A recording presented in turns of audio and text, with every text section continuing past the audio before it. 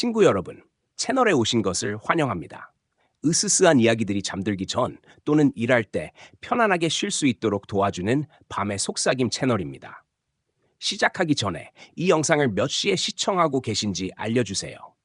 어디에 계시고 혼자 계신가요? 댓글을 남겨주세요. 생각보다 외롭지 않을지도 모르니까요. 채널에 좋아요와 구독을 눌러주시면 저희가 계속해서 미스터리한 이야기들을 들려드릴 수 있도록 응원해 드리겠습니다. 경상북도 깊숙한 산골짜기, 안개가 하루 종일 내려앉아 있는 작은 마을 두록리에는 오래된 전설이 하나 있었다.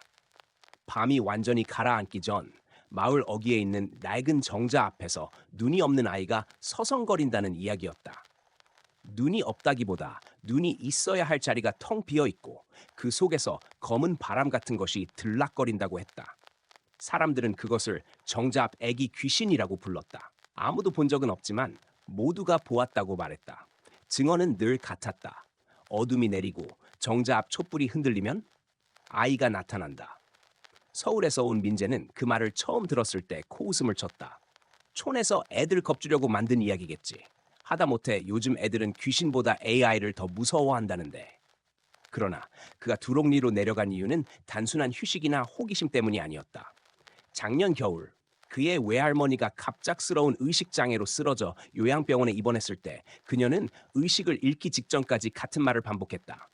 정자 앞에 그 아이가 다시 찾아온다. 이번엔 데려가겠다고. 이 말이 민재를 이 마을로 끌어들였다. 외할머니는 어려서 이곳에서 자랐고 죽기 직전까지 결코 잊지 못하는 듯한 공포를 품고 있었다. 민재가 마을에 도착했을 때 공기는 비정상적으로 차가웠다. 초겨울이라 해도 이상하리만큼 싸늘했다. 마을 사람들은 외지인에게 예의 바르지만 경계가 많았다.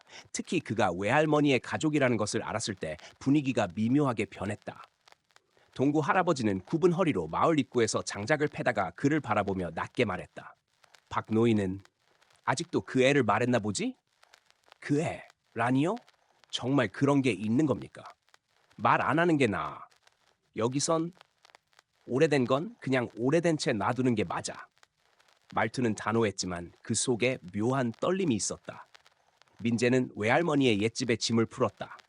가옥은 60년은 되어 보이는 한옥 형태로 마당에는 오래된 감나무가 삐걱거리며 흔들리고 처마 밑 풍경은 바람이 없는데도 덜컹거렸다.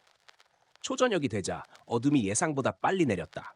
마을 전체가 마치 거대한 검은 그물에 씌워진 듯한 느낌이었다. 그리고 그때 바람이 불지 않았는데 문틈에서 촛농 흐르는 냄새가 스쳤다. 이 마을에서는 정자 앞에 놓는 촛불을 막는 초라고 불렀다. 악귀를 막기 위해 세대마다 한 번씩 피운다는 촛불이었다. 그 냄새가 왜 민재의 문틈에서 나오는 걸까? 민재가 문을 열자 마당 저편에 마을 소년 둘이 서 있었다.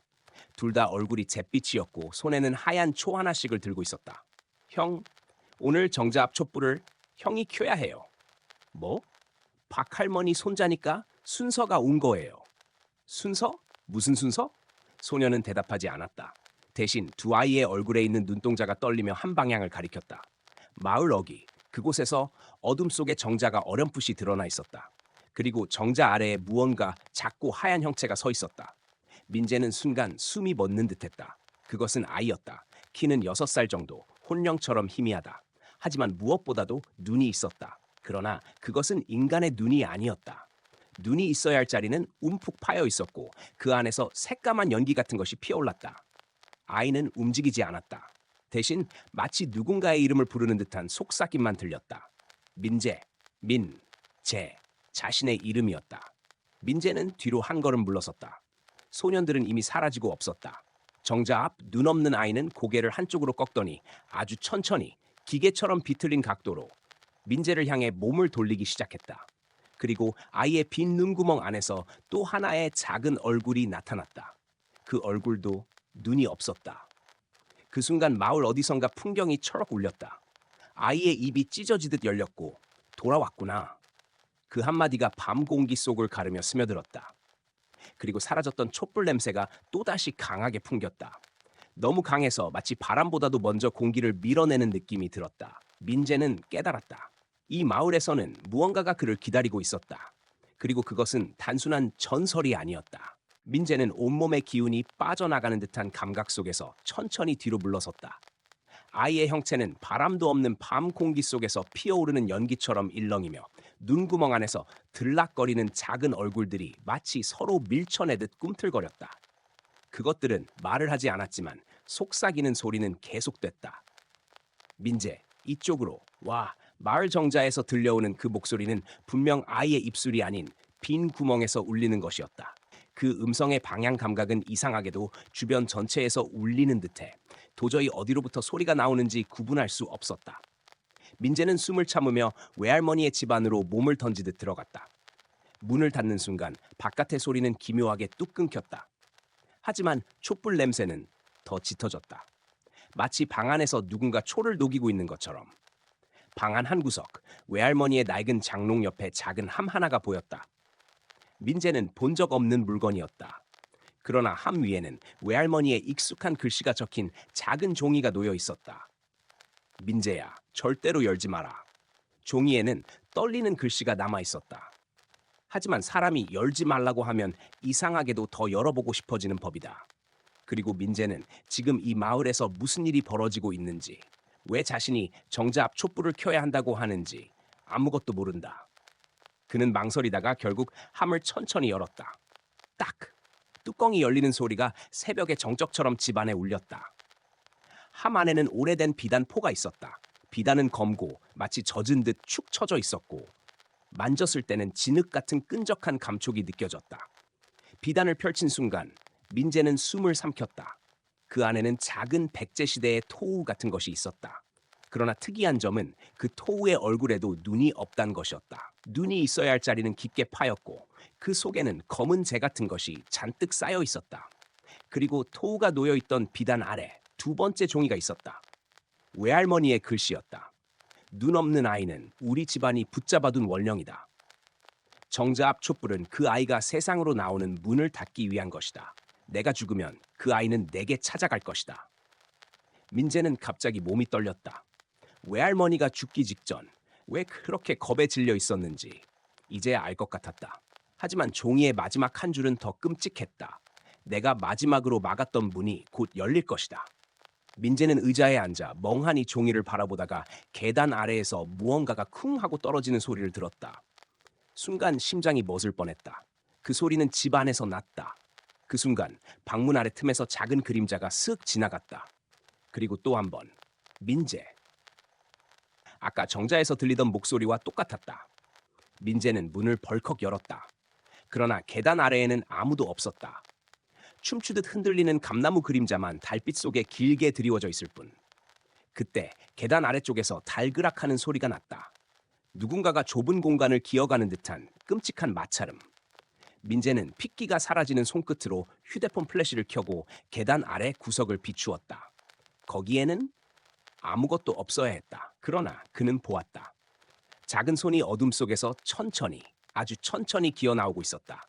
피부는 마치 재를 뒤집어 쓴 듯 회색빛이었고 손가락은 5개가 아니라 6개였다. 손톱은 새처럼 뾰족해 나무 바닥을 긁으며 나오고 있었다.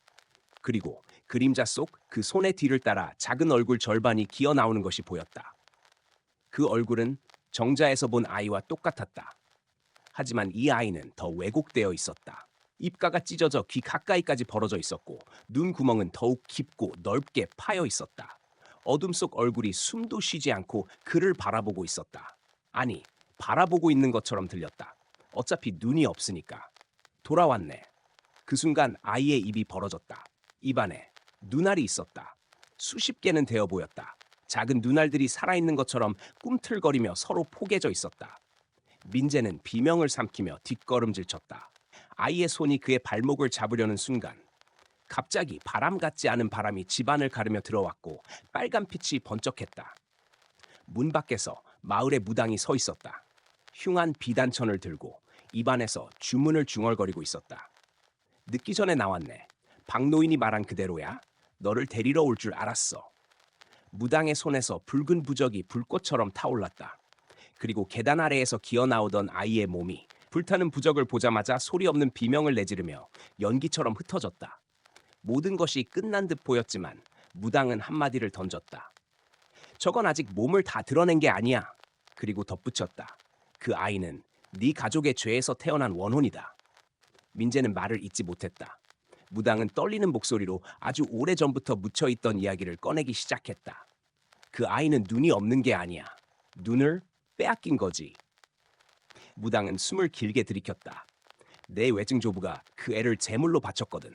그리고 문 밖의 어둠 속에서 또 다른 목소리가 들렸다. 어린아이가 웃는 듯한 기괴한 소리. 민재는 등골이 얼어붙었다. 무당은 비단천을 꽉 쥐며 낮게 속삭였다. 오늘 그 문이 열린다.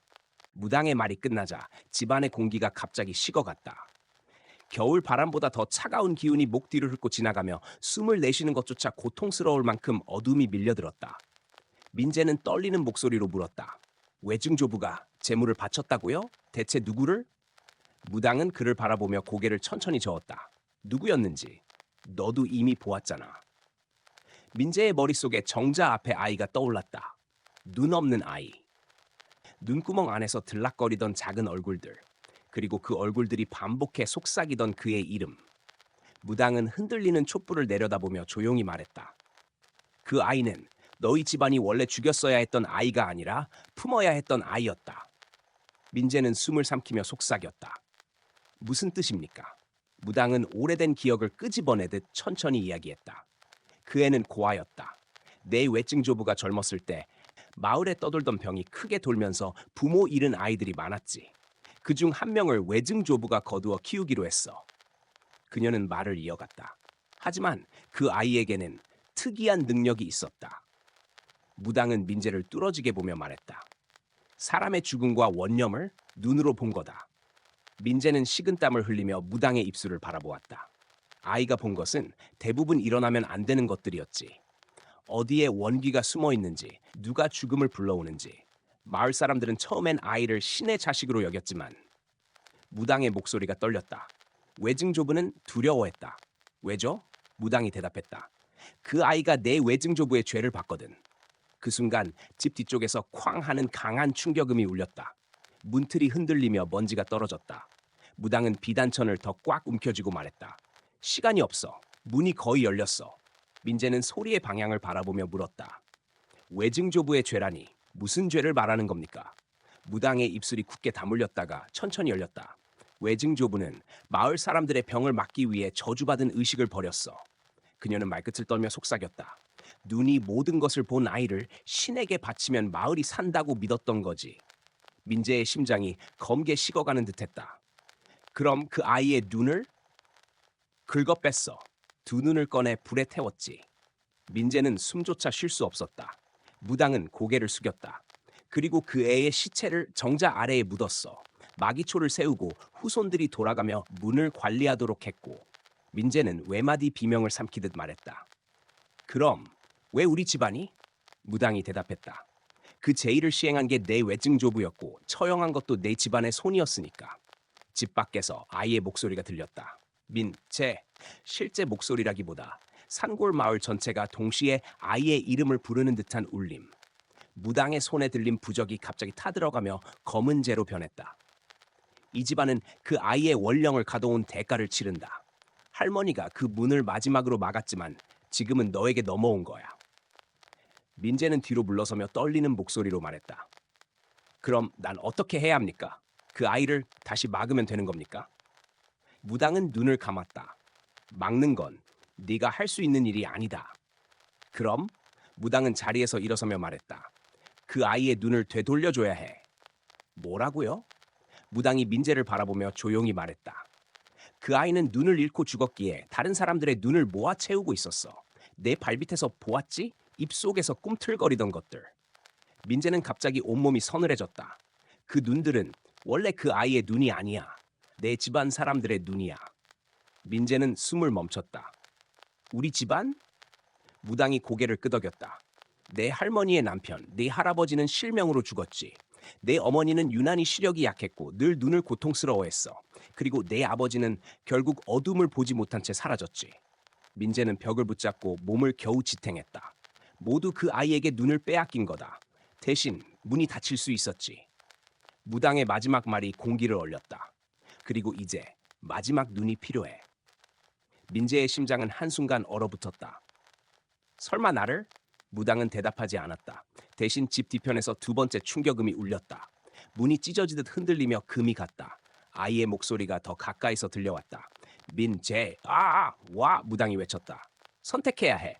그 아이에게 내 눈을 줄 것인지, 아니면 네가 그 아이를 보내기 위해 가문이 숨긴 죄를 끄집어낼 것인지. 문이 부서지는 순간 집 안으로 차갑고 짙은 검은 기운이 밀려들었다. 그리고 빈 눈구멍 속에서 가득한 얼굴들로 그 아이가 나타났다. Dưới đây là nguyên văn toàn bộ đoạn bạn đã gửi, không thêm, không bớt, bất kỳ chữ nào. 빈 눈구멍을 흔들며 모습을 드러낸 아이는 인간의 형체라고는 믿기 어려울 정도로 일그러져 있었다. 얼굴을 감싼 살덩이들은 서로 다른 사람의 얼굴들이 겹쳐진 것처럼 울퉁불퉁했고 그 깊은 구멍 속에서 작은 눈알들이 서로를 밀치며 떠다니고 있었다. 민재의 다리는 저절로 굳어버렸다. 숨소리마저 떨렸다. 무당은 비단천을 두 손으로 펼치며 그에게 소리쳤다. 정자를 파헤쳐. 아이의 본래 눈을 되찾아야 한다. 그 눈이 묻힌 곳을 열어야 끝난다. 하지만 아이는 이미 방 안으로 민재의 그림자 위로 발을 들였다. 그 움직임은 걸음이라기보다 바닥과 벽을 미끄러지듯 뒤집히는 것 같았다. 마치 중력이 아이에게는 아무 의미도 없는 듯 천장에, 벽에, 바닥에 연기처럼 붙었다가 떨어졌다. 민재. 아이가 속삭이는 순간 민재의 시야가 흐릿하게 흔들렸다. 눈안이 따끔거리며 타는 듯한 고통이 번졌다. 무당이 이를 악물고 외쳤다. 그 아이는 너의 눈을 선택했어. 마지막 문을 닫기 위한 대가로 너를 데리러 온 거야.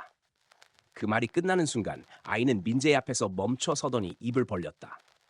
그 입안에서 수십 개의 눈알이 동시에 깜빡했다. 그 끔찍한 시선이 민재에게 닿는 순간 민재는 자신이 아이의 과거 속으로 끌려가는 듯한 착각에 빠졌다. 사방이 어둠 속이었다. 그리고 그 어둠 한가운데서 한 남자가 떨리는 손으로 날카로운 은침을 들고 있었다. 외증조부였다. 그 앞에는 작은 아이가 무릎을 꿇고 있었다. 눈을 질끈 감고 있었지만 두려움에 온몸이 떨리고 있었다. 미안하다, 미안하다. 이렇게 하지 않으면 마을이 모두 죽는다. 남자의 목소리는 죄책감보다도 두려움이 더 짙었다. 그리고 다음 순간 날카로운 비명이 어둠을 찢었다. 피비린내, 흰 자위가 바깥으로 튀어나오는 끔찍한 느낌, 그리고 아이의 두 눈이 불꽃 속으로 내던져졌다. 불길이 치솟자 어둠이 부서지며 사방에서 수많은 속삭임이 폭발했다. 눈을 돌려줘, 돌려줘, 우리의 눈을. 민재는 숨을 몰아쉬며 현실로 돌아왔다. 아이는 그의 바로 눈앞에 있었다. 빈 눈구멍에서 작은 얼굴들이 울듯 흔들리고 있었다. 무당이 마지막 부적을 꺼내며 외쳤다. 지금이야. 정자로 가. 너만이 문을 닫을 수 있어. 민재는 몸을 돌려 도주하듯 밖으로 뛰쳐나갔다. 뒤에서는 아이의 손이 바람처럼 스치고 있었다. 그 손끝이 닿을 때마다 공기가 얼어붙었다. 정자 앞에 도착했을 때 불씨는 이미 거의 꺼져가고 있었다. 촛불을 감싸던 바람은 한기로 변해 민재의 뺨을 도려냈다. 바닥을 뒤지자 썩은 나무판 아래에서 작은 토와 함께 희미하게 빛나는 무언가가 드러났다. 작은 유골 2개, 둥근 형태. 마치 눈? 무당이 숨을 몰아쉬며 말했다. 그래, 그 아이의 진짜 눈이다. 돌려줘야 한다. 그 눈을 다시 주어야 원기가 사라져. 그 순간 아이가 정자 위에 나타났다. 실제로 뛰어오른 것이 아니다. 바람처럼, 그림자처럼 순간 이동한 것처럼 거기에 있었다. 민재, 아이의 손이 천천히 민재에게 뻗어졌다. 그 손끝에서 마치 고통과 슬픔이 응축된 듯한 어둠이 흐르고 있었다. 민재는 손에 쥔 작은 눈 2개를 바라보았다. 차갑고 오래된, 그러나 분명히 한때 세상을 보았던 눈. 그리고 민재는 깨달았다. 이 아이는 복수를 원한 것이 아니었다. 그저 돌려받고 싶었을 뿐이다. 그는 손을 내밀어 아이의 빈 눈구멍에 천천히 조심스럽게 2개의 눈을 올려놓았다. 순간 세상이 흔들렸다. 정자 기둥이 떨리고 바람이 폭발하듯 밀려왔다. 아이는 몸을 떨며 2 눈을 껴안 듯 감싸 쥐었다. 그리고 처음으로 입이 아닌 눈에서 눈물 같은 것이 흘러내렸다. 흑색의 액체, 죽음의 기억. 그 순간 아이의 얼굴에 겹쳐져 있던 모든 얼굴들이 연기처럼 사라져 나갔다. 마지막으로 남은 것은 아주 평범한 어린아이의 얼굴이었다. 아이는 입술을 떨며 속삭였다. 추웠어. 민재는 한 발 다가가 말했다. 이제 끝났어. 하지만 아이는 고개를 가로저었다. 아직 아니야. 그리고 민재를 바라보며 마지막 말을 남겼다. 넌 나를 살렸지만 이 마을은 널 놓아주지 않아. 그 말이 끝나자 아이의 몸은 새벽 안개처럼 사라졌다. 정자 아래 바람만이 한참 동안 울었다. 며칠 뒤 마을 사람들은 정자 앞에서 발견된 민재를 보고 충격에 빠졌다. 그는 멀쩡히 앉아 있었지만 그의 두 눈은 완전히 하얗게 변해 있었다. 아무것도 보지 못했다. 입술은 굳어 있었고 마치 무언가를 계속 듣고 있는 것처럼 고개를 조금씩 기울이고 있었다. 그리고 사람들은 그가 가끔씩 혼잣말하는 것을 들었다. 돌아왔구나. 응, 기다리고 있었어. 정자 옆에 작은 그림자가 서 있는 것 같다는 이야기도 들렸다. 눈이 없는 아이. 하지만 이제는 눈이 있었다. 그리고 마치 누군가와 속삭이는 듯 조용히 웃고 있었다는 소문이 퍼졌다. 미리 생각지 못했던 결론이 마을 전체를 서늘하게 만들었다. 문은 닫혔지만 대신 새로운 문이 열렸다는 것을 아무도 모른 척할 뿐이었다. Nếu bạn cần mình lặp lại nguyên văn đoạn khác hoặc ghép hai đoạn lại hoặc chỉnh sửa theo yêu cầu, cứ nói nhé.